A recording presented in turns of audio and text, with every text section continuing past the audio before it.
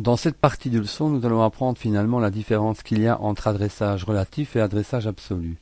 Je voudrais bien calculer maintenant combien va me coûter mon poste meuble avec les 8% de réduction si je les obtiens chez le marchand.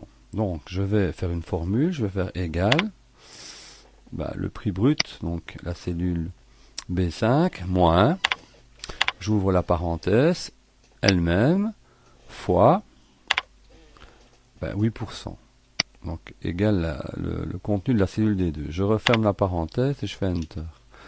Donc j'ai bien 920 € qui correspond à la formule B5 moins B5 fois D2. Très bien. Et bien alors, pourquoi est-ce que je n'essaierai pas d'appliquer cette formule partout, comme ça serait plus simple? Ok.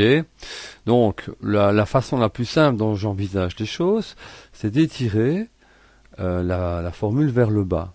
Alors j'étire, ça va nous poser un certain nombre de problèmes qu'on va résoudre au fur et à mesure. Donc voilà, j'étire. Alors bon, d'abord attardons-nous sur le fond et pas sur la forme. La forme on corrigera plus tard.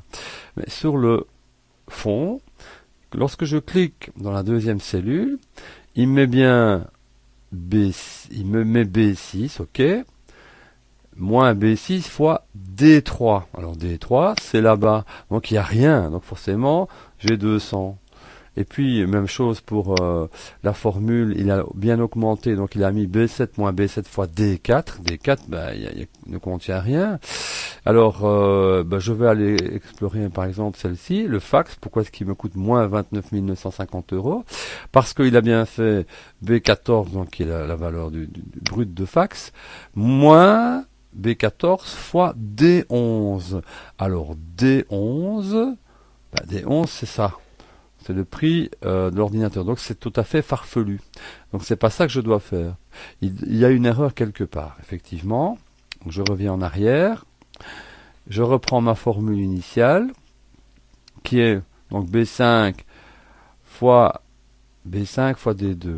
Alors, en fait, j'aimerais bien que B5 augmente en B6, B7, B8, B9, etc. Mais par contre que D2 ne change pas.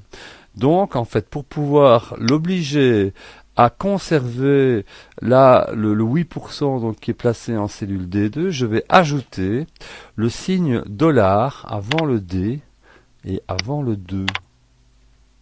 Voilà. Alors, lorsque je fais Enter, aucune différence a priori, puisque c'est toujours bien 920 € pour mes meubles. Par contre, si j'étends, eh bien, je vais voir que ça s'améliore au niveau du fond.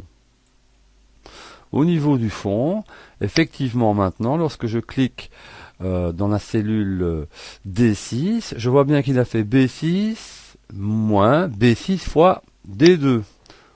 Idem ici, B7 fois D2, etc., etc. Et la somme, forcément, c'est B23. Voilà. Bon, il y a encore un petit problème, mais nous allons le résoudre dans la seconde partie. C'est un problème d'affichage, puisque ici nos lignes vertes ont été interrompues, la bleue aussi, et il affiche des zéros. Ce sont deux opérations différentes que nous allons résoudre dans cette partie-ci.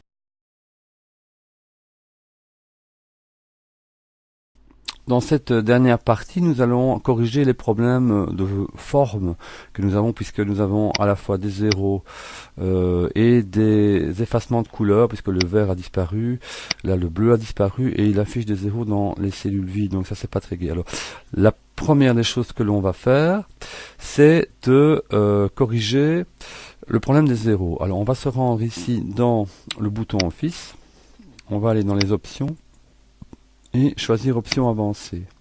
Dans option avancée, on va descendre et il y a voilà ici dans afficher les options de la feuille de calcul, il y a afficher un 0 dans les cellules qui ont une valeur nulle. Je vais le décocher, ce qui fait que j'obtiens maintenant dans mes cellules où il n'y a pas de valeur, eh bien ça reste vide. C'est un peu plus esthétique. Ça n'a toujours pas corrigé le problème de la ligne verte ou la ligne bleue qui ont disparu. Qu'à cela ne tienne, je reviens en arrière. Voilà. Et je vais faire autrement plutôt que d'étendre. Je vais copier le contenu de ma cellule 920. Je fais clic droit, copier, elle se met en mouvement. Maintenant, je sélectionne les cellules sur lesquelles je voudrais bien appliquer la formule avec l'affichage, l'adressage absolu. Et dans cette formule, dans cette sélection, je vais faire un clic droit et je vais faire collage spécial. Alors, au lieu de tout, je vais simplement coller les formules, ce qui veut dire que l'on va coller la formule, mais non pas la mise en forme. Donc lorsque je clique sur OK, voilà, j'obtiens bien, ici, vous voyez, des valeurs. Ça c'était bon déjà précédemment, mais par contre il n'a pas touché à la mise en forme des cellules qui contenaient des couleurs. Voilà. Alors maintenant, vous pourriez à titre d'exercice faire 10% et 12%. Par exemple, allez, je vais encore vous accompagner pour faire les 10%. On va refaire le même calcul. Donc ici, on va mettre égal. Donc on reprend B5, moins, ouvrez la parenthèse, lui-même, fois, donc on met le contenu de la cellule E2, sauf qu'on n'oublie pas d'ajouter le dollar entre le E et le 2, et à nouveau un deuxième dollar, sans oublier de refermer la parenthèse. Voilà, je suis bien à 900 euros. Je fais un clic droit, je copie à nouveau le contenu de cette cellule, je me mets en dessous,